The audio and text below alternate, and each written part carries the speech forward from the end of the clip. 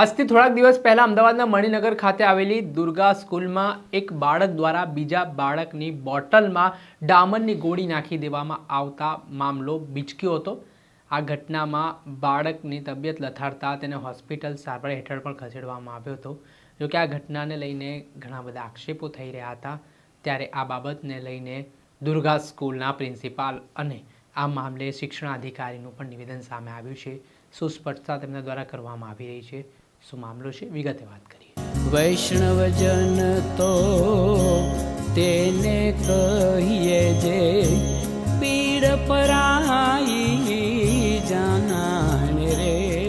નમસ્કાર દર્શક મિત્રો, નવજીવન ન્યૂઝમાં આપનું સ્વાગત છે। હું છું ફૈઝાન। આજથી થોડાક સમય પહેલાં અમદાવાદના ઈસનપુર વિસ્તારમાં 7th ડે સ્કૂલમાં જે હત્યાનો બનાવ વિદ્યાર્થીઓ વચ્ચે બબાલમાં સામે આવ્યો હતો, તે ઘટનાથી સમગ્ર ગુજરાતભરના વાલીઓ ચિંતામાં જોવા મળ્યા હતા। ત્યારે આ પ્રકારના બનાવ ન બને તે માટે ખાસ ગાઈડલાઈન નક્કી કરવામાં આવી હતી। છતાં પણ ઘણી બધી વખત હવે નાના બાળકોમાં પણ જે રીતે માથાકૂટનું પ્રમાણ વધી રહ્યું છે, ચિંતાનો વિષય વાલીઓ માટે બન્યું છે। ત્યારે આજથી થોડાક દિવસ અગાઉ મણિનગરની દુર્ગા સ્કૂલમાં એક બાળક દ્વારા બીજા બાળકના પાણીની બોટલમાં ડામરની ગોળી નાખી દેવામાં આવી હતી, અને પહેલાં એવું કહેવાય રહ્યું હતું કે આ બાળકે ઝેર જેવું કંઈ પદાર્થ નાખ્યું છે। ત્યારે આ બીજું બાળક જે પાણી પીવા માટે ઊભો થાય છે ને તે પાણી પીવે છે ત્યારે સ્મેલ જેવું કંઈક કેમિકલવાળું આવે છે, ને ત્યારબાદ તે તાત્કાલિક શિક્ષકોને જાણ કરતાં શિક્ષક તેને હોસ્પિટલ લઈ જાય છે। આ સમગ્ર ઘટના છે તે સામે આવ્યા બાદ આ ઘટનાને લઈને મામલો પણ ગરમાયો છે। ત્યારે હવે આ મામલે જે દુર્ગા સ્કૂલના પ્રિન્સિપાલ છે કેતન આર શાહ, તેમનું મોટું નિવેદન સામે આવ્યું છે। તેમણે શું પ્રતિક્રિયા આપી છે, શું ખુલાસો હાલ દુર્ગા સ્કૂલના લોકો કરી રહ્યા છે, તે સાંભળો।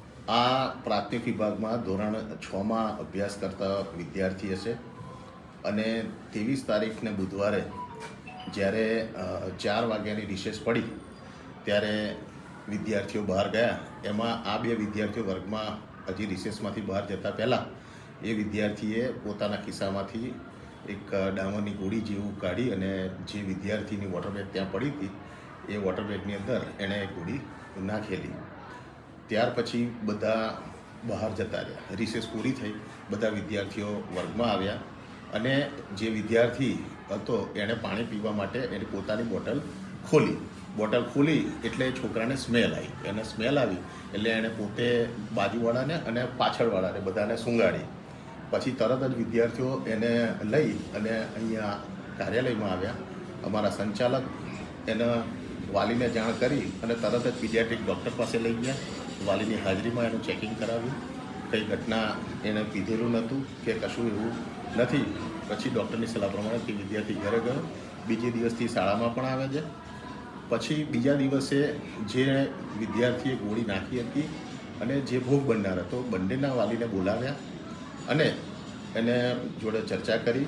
ત્યારે જે ગોળી નાખી હતી એ વિદ્યાર્થીના વાલીએ જણાવ્યું કે એમને પતંગનો વ્યવસાય છે અને ઘરે ડામરની ગોળી એમના ત્યાં હતી અને એમાંથી એમની ધ્યાન બહાર એ લઈને આવ્યો હતો। જે વિદ્યાર્થીએ નાખી હતી એણે પોતે પણ કબૂલ્યું કે મારી ભૂલ છે કે મેં આ ગોળી એમાં નાખી। અને પછી અમે એના પર કાર્યવાહી કરતાં એ વિદ્યાર્થીને અત્યારે ઘરે મોકલી દીધો છે, એમની જોડે નોંધ લઈને કે આ બહુ ગંભીર ઘટના છે। આથી વધારે થઈ શક્યું હોત તો અમે શું જવાબ આપી શકત, એટલે અમે એને તરત જ ઘરે વાલીની હાજરીમાં વાલીની સાથે એને ઘરે મોકલી દીધો છે અને એને શાળામાં આવવાની ના પાડી દીધી છે। જ્યારે જે વિદ્યાર્થી ભોગ બન્યો હતો તે વિદ્યાર્થી એ વાલીની સંમતિથી એ વિદ્યાર્થી શાળામાં આવે છે અને આજે પણ અભ્યાસ કરે છે। જે વિદ્યાર્થીને ગોળી નાખી એની સાથે કોઈ વાતચીત થઈ, શા કારણે? એ વિદ્યાર્થી એના વાલીની સાથે જ હતો, રડતો હતો, એ કહેતો હતો કે મારી ભૂલ થઈ ગઈ અને 6ઠ્ઠા ધોરણમાં છે એટલે સ્વાભાવિક છે કે એની ઉંમર પ્રમાણે એની ગંભીરતા ખબર નહીં હોય અને એણે આ ગોળી નાખેલી છે। ના, બંને મિત્રો હતા, એક જ પાટલી પર બેસે છે, દરરોજ જોડે બેસે છે, એ દિવસે પણ જોડે જ બેઠા હતા। ઇવન જ્યારે વિદ્યાર્થીએ આ સૂંઘીને કર્યું ત્યારે એ જ વિદ્યાર્થી એને જોડે લઈને કાર્યાલયમાં આવ્યા હતા બધા। અચ્છા, શાળાએ વિદ્યાર્થીને પૂછવાનું કોઈ પૂછ્યું ખરી કે આ વિદ્યાર્થી આવું કેમ કર્યું? હા, વાલીની હાજરીમાં અને એ વાલીની હાજરીમાં જ વિદ્યાર્થીને પૂછ્યું છે, એટલે વાલીના પણ ધ્યાનમાં રહે કે આપનું બાળક જ્યારે ઘરેથી શાળાએ આવે છે ત્યારે પોતે જે અભ્યાસ માટેના પુસ્તકો લાવવાના હોય સાથે સાથે શું લઈને આવે છે તે વાલી પણ ધ્યાન રાખે અને એમની ધ્યાન બહાર એમણે કબૂલ્યું કે ભાઈ મારું ધ્યાન નથી પડ્યું, ઘરમાં ડામરની ગોળી છે એને ક્યારે લીધી એમને ખબર નથી. ઓકે, બિલકુલ. આટલી મોટી ગંભીર ઘટના બની, ક્યારે ઘટના બની હતી, કેટલા દિવસમાં ડીઓને જાણ કરવામાં, ડીઓએ શું પગલાં લીધા આ બાબતમાં? 23 તારીખે જ્યારે ઘટના ઘટી ત્યાર પછી અમે પહેલું કામ તો વિદ્યાર્થીને કેર કરવાનું હતું અને પીડિયાટ્રિક ડૉક્ટર પાસે લઈ જઈને અમે એની કેર કરી. ત્યારબાદ અમારા એઈઆઈ છે જોશી સાહેબ હતા, એમની જોડે અમે વાત કરી અને સાહેબ સાથે એ રીતના વાત થઈ છે. અચ્છા, વાલીનું એવું પણ કહેવું છે કે બાળકને વોમિટ પણ થઈ હતી અને ત્યારબાદ હોસ્પિટલ લઈ ગયા. ના, વોમિટ થઈ નથી. ઓકે, ડીઓ સાથે વાત થઈ, ડીઓ તરફથી શું સૂચન કરવામાં આવ્યું, કેવા પગલાં લેવામાં આવ્યા? ડીઓ આ વાલીઓને અને વિદ્યાર્થીઓની કેર વધારેમાં વધારે કરવાનું અને ફરી વખત આવી ઘટના ન બને તેનું ધ્યાન રાખવા માટે ખાસ સૂચન કરેલ છે. કોઈ નોટિસ પાઠવવામાં આવી છે સ્કૂલને? ના, શાળાને કોઈ નોટિસ પાઠવવામાં આવી ખાલી મૌખિક વાત કરવામાં આવી. મૌખિક વાત થઈ છે. હાલ આપે સાંભળ્યા આજે મજાક મસ્તીમાં આ રીતે ગોળી છે તે પાણીની બોટલમાં નાખવામાં આવી હોય તેવી વાત કહેવાય રહી છે. હાલ જે બાળકે ગોળી નાખી તેનો પરિવાર પતંગના વ્યવસાય સાથે સંકળાયેલો છે ને તેના જ કારણે ત્યાં ડામરની ગોળી બનાવીને આ બાળક લાવ્યું હોવાની વિગત સામે આવી છે. જો કે હાલ બાળકને સ્કૂલમાં ન મોકલવા માટે પણ તેના વાલીઓને જણાવવામાં આવ્યું છે. ત્યારે આ મામલો છે તે અમદાવાદના જિલ્લા શિક્ષણ અધિકારી સુધી પહોંચ્યો હતો, જેમાં તેમણે શું સ્પષ્ટતા કરી છે, શું પગલાં સ્કૂલ સામે લેવામાં આવ્યા છે આ બેદરકારી બદલ તે પણ સાંભળો. ગઈકાલે મીડિયાના માધ્યમથી મોડી સાંજે જાણવા મળ્યું કે દુર્ગા વિદ્યાલયની અંદર 28મી તારીખે એટલે કે લગભગ એક સપ્તાહ પહેલાં ધોરણ 6માં એક જ પાટલી પર બેસનારા બે વિદ્યાર્થીઓ જે છે એમના વચ્ચે એક બાબત બની હતી, જેને ધ્યાને લઈ એક બાળકે બીજા બાળકની બોટલમાં જે છે કોઈ ઝેરી કે કેમિકલ, ઝેર કે કેમિકલ એવું કોઈ નહીં પરંતુ એક ડામરની ગોળી હોય એવું અત્યારે પ્રાથમિક તારણમાં બહાર આવ્યું છે. એટલે વર્તમાનપત્રમાં ઝેર નાખવામાં આવ્યું તે બાબતોને અહીંયાથી અમે એને દૂર કરીએ છીએ. બીજું કે આ બાબતના પ્રાથમિક અહેવાલો અમે મંગાવી લીધા છે, શાળાને સોકોઝ નોટિસ આપી છે, તાત્કાલિક અસરથી ખુલાસો કરવા જણાવ્યું છે, સીસીટીવી ફૂટેજ પણ અમે માગી લીધા છે.